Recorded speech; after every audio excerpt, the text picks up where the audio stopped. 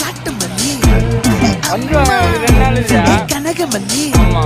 கும்மா பாச்ச மல்லி என் கனிமா